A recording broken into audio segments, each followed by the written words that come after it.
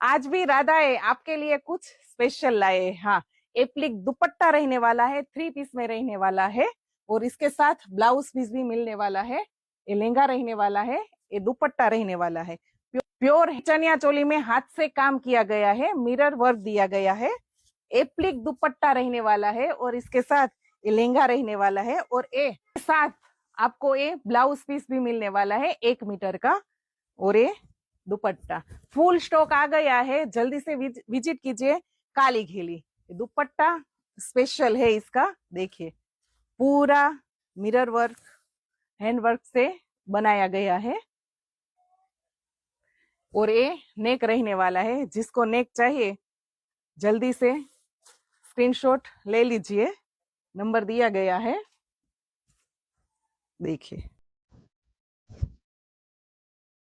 Visit कीजिए काली घेली।